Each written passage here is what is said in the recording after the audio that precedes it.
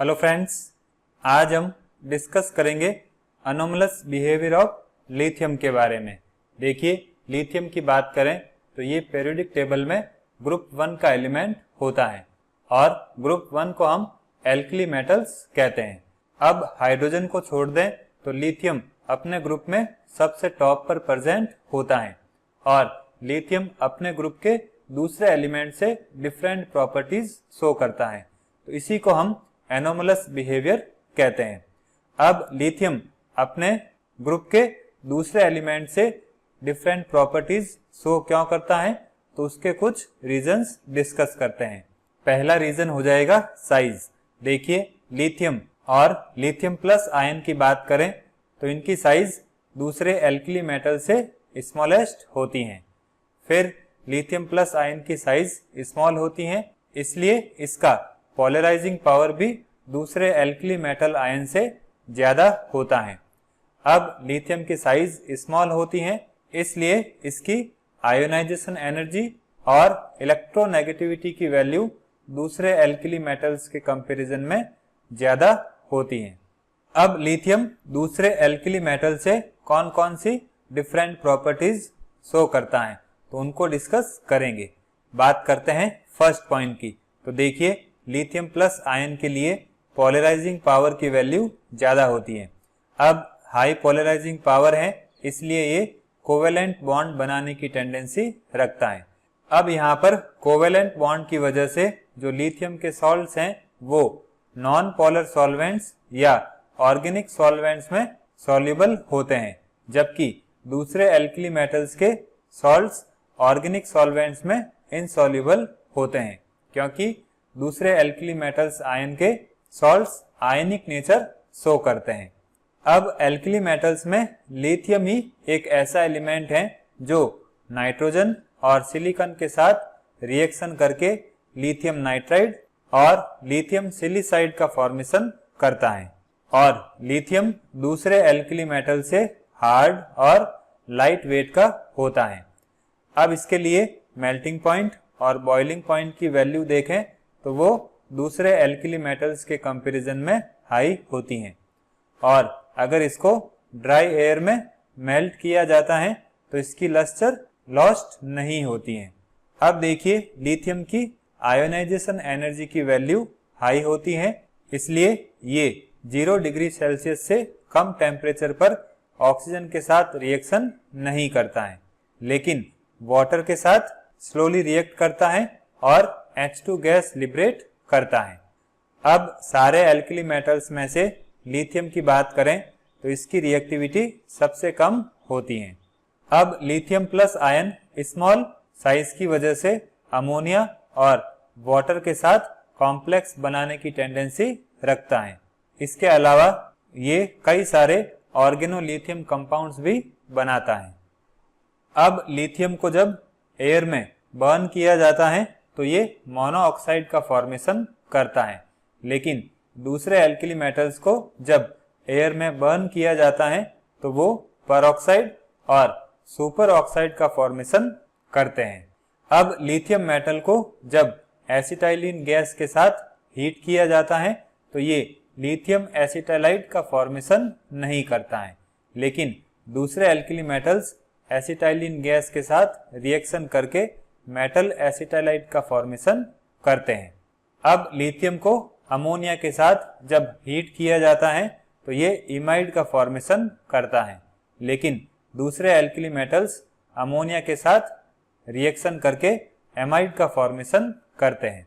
अब alkali metals में से लिथियम एक ऐसा मेटल है जिसके सॉल्ट का हाइड्रोलाइसिस किया जा सकता है।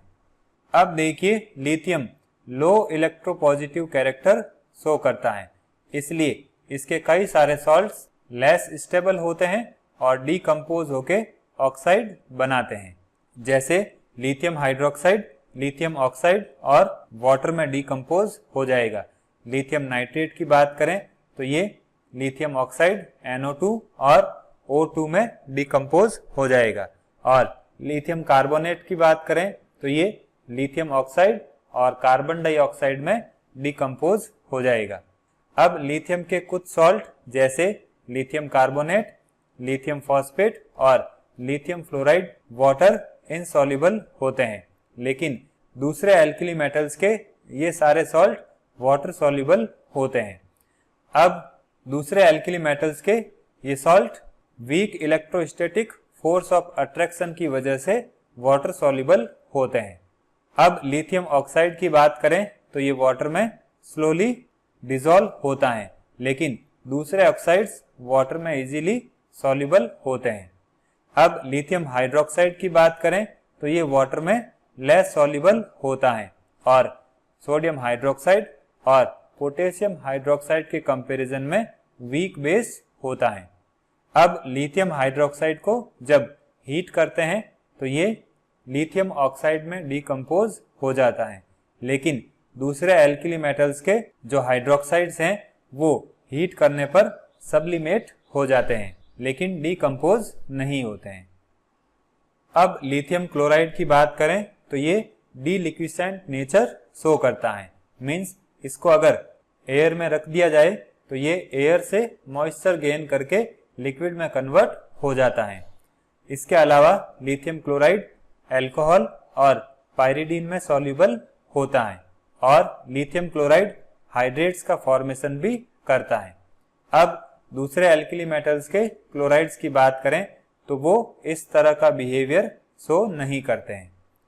अब लिथियम कार्बोनेट को जब हीट करते हैं तो वो लिथियम ऑक्साइड और कार्बन डाइऑक्साइड में डिकम्पोज हो जाता है, लेकिन दूसरे एल्कली मेटल्स के कार्बोनेट्स हीट करने पर डिकम्पोज नहीं होते हैं। अब इसका रीजन क्या होगा, तो देखिए लिथियम +2 आयन के स्मॉल साइज की वजह से जो लिथियम ऑक्साइड का क्रिस्टल लैटिस है वो लिथियम कार्बोनेट के क्रिस्टल लैटिस से स्टेबल होता है और दूसरे एल्कली मेटल्स की साइज लार्ज होती है, तो इस केस में इनके ऑक्साइड का क्रिस्टल लैटिस कार्बोनेट के क्रिस्टल लैटिस से लेस स्टेबल होते हैं, इसलिए दूसरे एल्कली मेटल्स के कार्बोनेट्स डिकम्पोज नहीं होते हैं। अब लिथियम नाइट्रेट को जब हीट करते हैं तो ये लिथियम ऑक्साइड NO2 और O2 में कन्वर्ट हो जाता है, लेकिन दूसरे एल्कली मेटल्स के जो नाइट्रेट्स हैं वो नाइट्राइट्स और ऑक्सीजन का फॉर्मेशन करते हैं। देखिए ये हो गया लिथियम नाइट्रेट, इसको जब हीट करते हैं तो ये लिथियम ऑक्साइड NO2 और O2 में कन्वर्ट हो जाता है और सोडियम के नाइट्रेट की बात करें तो ये हीट करने पर सोडियम नाइट्राइट और O2 में कन्वर्ट हो जाता है। अब लिथियम के हाइड्रोसल्फाइड की बात करें तो वो थर्मली अनस्टेबल होता है, लेकिन दूसरे एल्कली मेटल्स के जो हाइड्रोसल्फाइड्स होते हैं वो थर्मली स्टेबल होते हैं। अब लिथियम के परक्लोरेट की बात करें तो वो अल्कोहल, एसीटोन और इथाइल एसीटोन में सॉल्युबल होता है, लेकिन दूसरे एल्कली मेटल्स के परक्लोरेट्स इन सॉल्वेंट्स में इनसॉल्युबल होते हैं।